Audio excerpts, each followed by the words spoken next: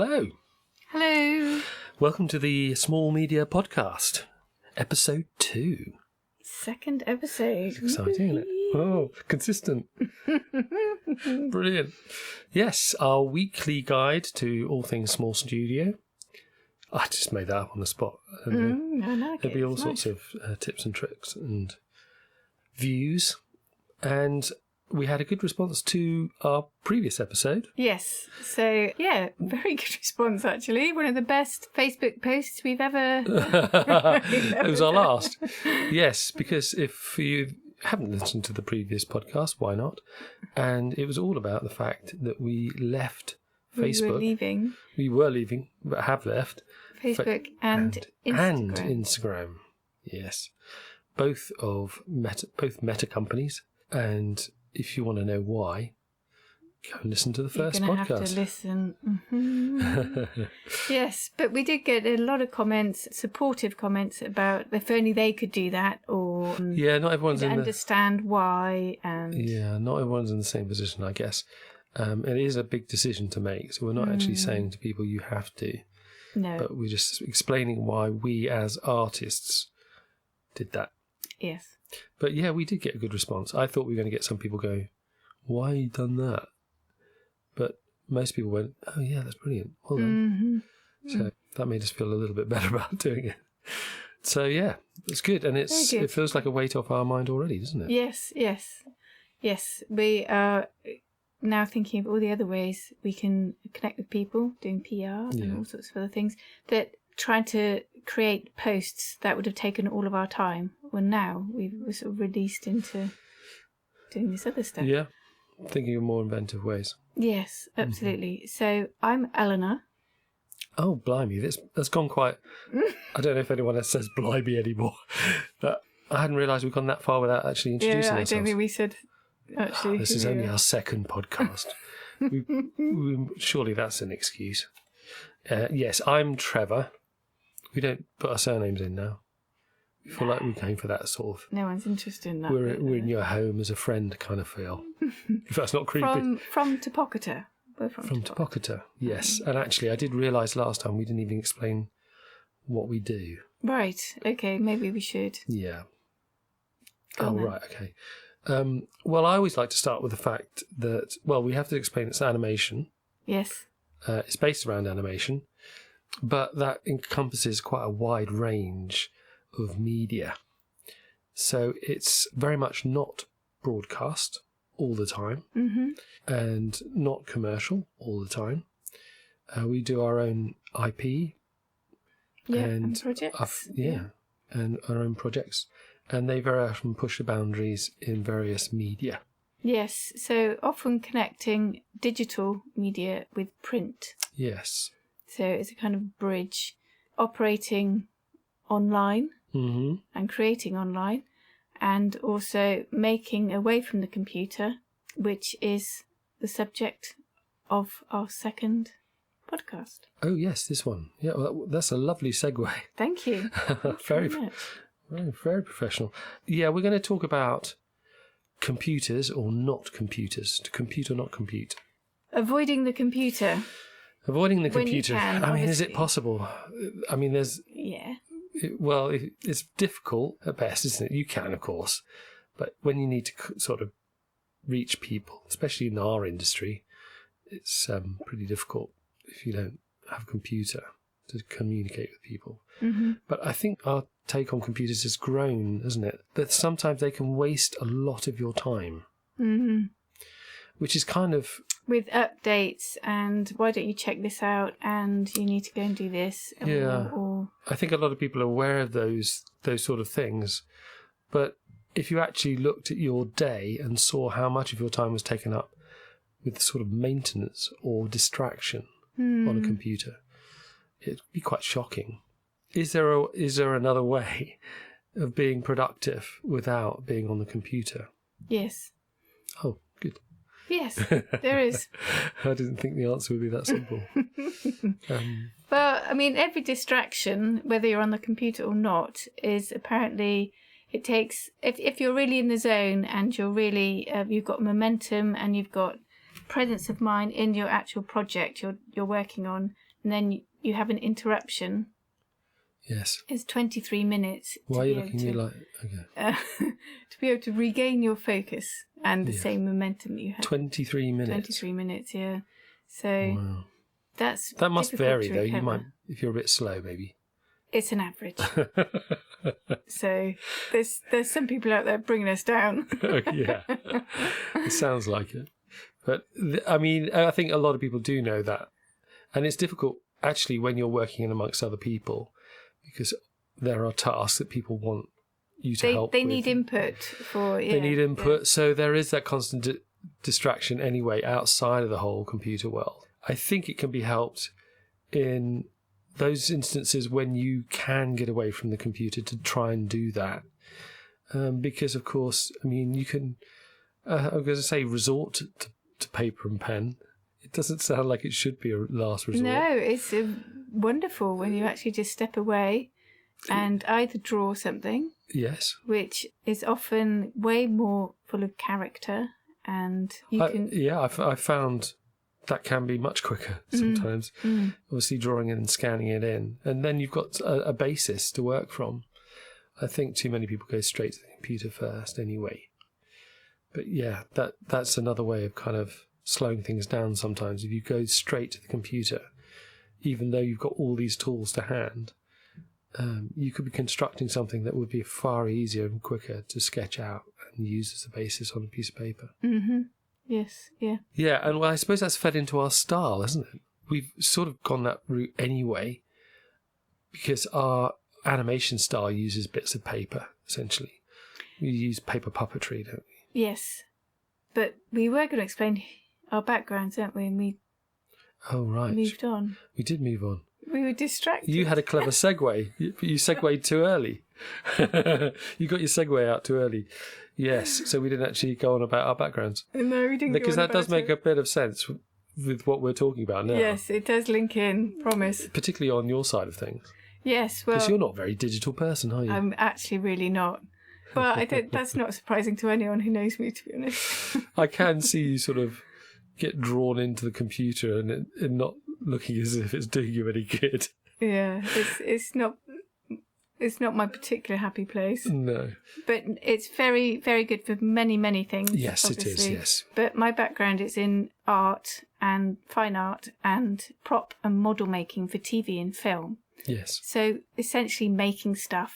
Hands-on real stuff. I love it. Absolutely love it. So that's where the paper puppets sort of angle comes in. Yes. So you've always been like sort of sculpture at the Royal College, wasn't it? Mm-hmm. Just name drop. And that's always been, big studios with big pieces of artwork and sculptural pieces that are on the sides of buildings. Yes. Yeah. So, not shying away from hands-on at all. Yeah, mine's very much on the digital side. I'm much more warm to computers than you do. And I've been used to working with them in visual effects. So that's my background. Mm-hmm. So that's for feature films. And that's over 15 years. Yeah, and a lot of well-known, big-name feature films as well. Yeah. Leading teams and... But what I would say... You didn't name drop for me then? Oh, Harry Potter's. Okay, thank you. Quite a few of them? Yeah. 3. 3 of those. Hunger Games. Catching Fire, yeah. Catching Fire. Yeah. Lots. You've run out. Okay, yeah. So, but no, what I would say though, but both of those careers involved problem solving. Yes. In different ways. And that is also how we came about finding our own way in our own animation technique. Yes. Is coming up against a problem and then solving it in a possibly not the same way others would in the industry. Yeah. So I think that sort of has helped. And that's very much like the hands-on has helped, doing it, starting with bits of paper. Mm. I thought that was really, in essence, how it got things moving, was to step away from the computer, to not look at other styles that have maybe originated on a computer, and just to go into our own world, really, and start with bits of paper, start with reference, and work our way up from there. Mm-hmm. And that's done us really well. So that leads into how else you can use bits of paper to be productive. Mm-hmm. You mean as in writing? Yeah, as in writing. Yeah. I know lots of writers of novels and stuff still use paper. It's just a more immediate thing. It doesn't crash. Your pencil might go blunt, but... I do like a pencil sharpener, to be honest. A good pencil sharpener.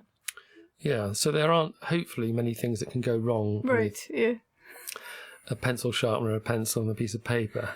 Yep. So that's its big benefit.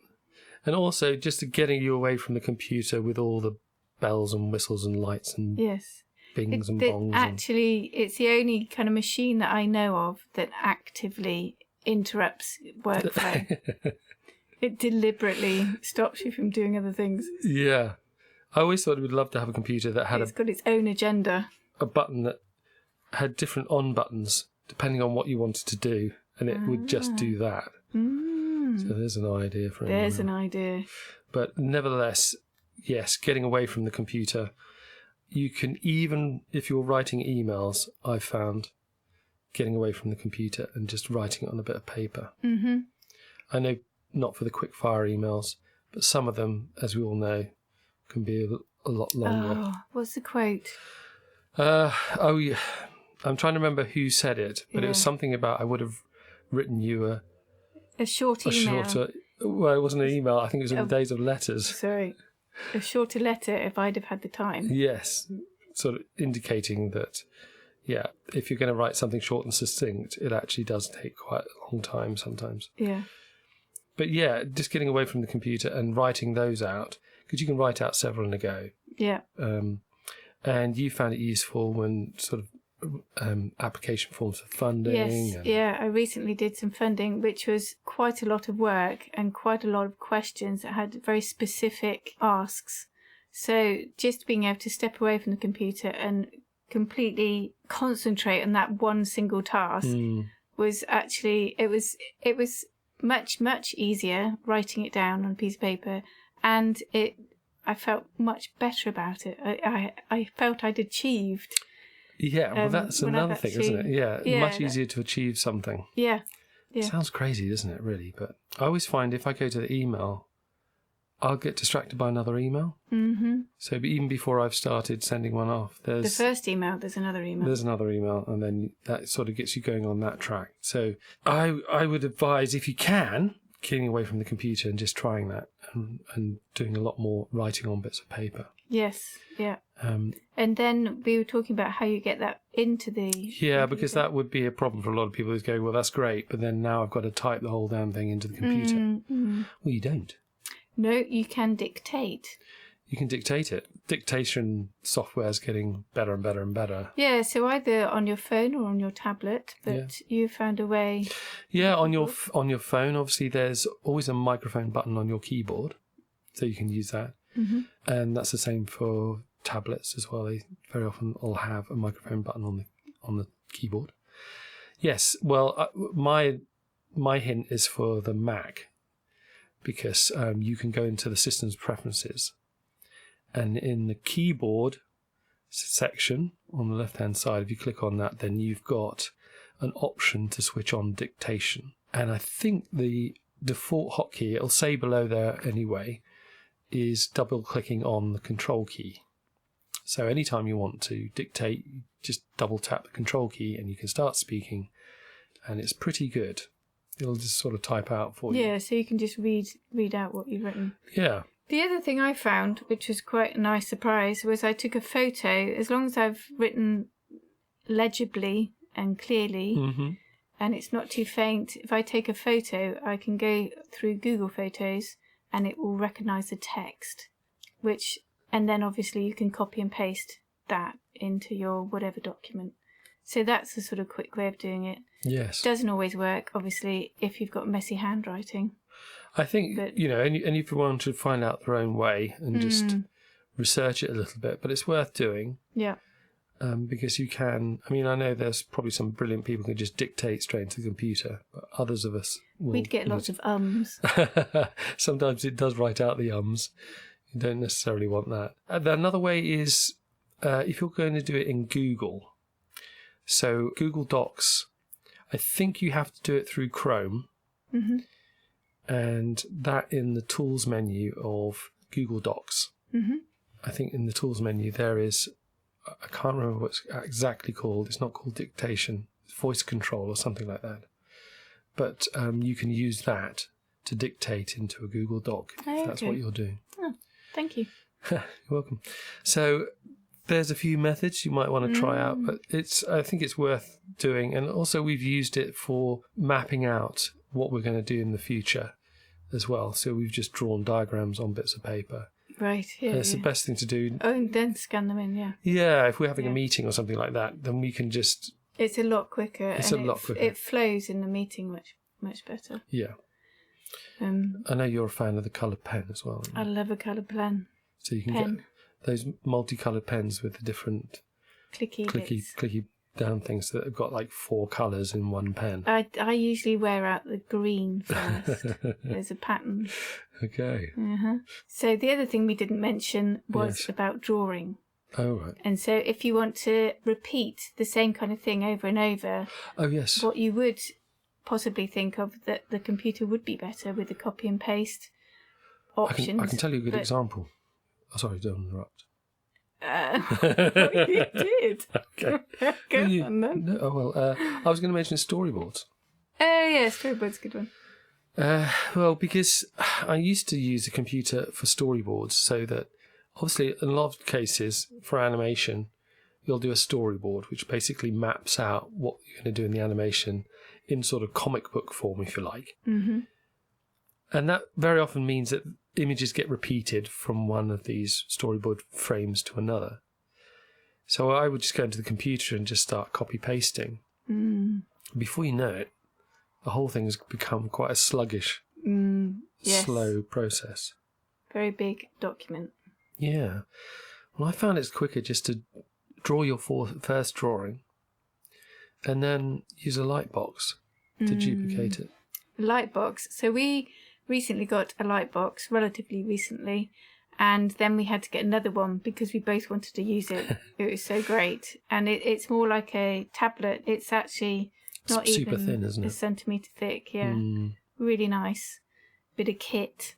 Yes. Actually. We'll put a link, actually. Put a link in the put a link to that. Well, we've actually used... I was going to just talk about how we keep track of jobs. Yeah. So we do use software to keep track of tasks and jobs, but I've also found it useful to have bits of paper to do that as well. So if you have a arch lever file, they call them, with clear plastic folders of pages in them, sleeves. Polly Pocket, some people call them. Polly Pocket, okay.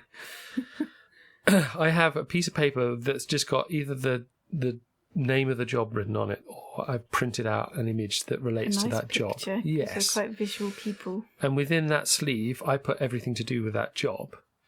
And then I can put like a post-it on it. Once I've finished that particular set of tasks, I put a post-it on it saying what I'm going to do next. And then I can put that back into the folder, take out another one, and work on that. So I've only ever got one of those on my desk at any time. That's clever. And it's a lovely way of just kind of keeping track of what you're doing in a sort of, papery way. Yeah. And I can keep drawings in there and all sorts. So it just... Very nice. Yeah. Very nice. Yeah. Well, I do like It's a my list. top tip. Yeah. Well, actually, we were thinking of doing another podcast about the tools that we do use, like listing tools and various other... like Notion and time saving. Yeah. So I think that will be another topic. Absolutely. But until then, shall we say goodbye? I think we should. Well, it's been lovely doing our second episode. Yes, I hope you enjoyed it as much as we have. And we'll see you next time. Yes, indeed. So take care. Thank you. Bye-bye. Bye-bye.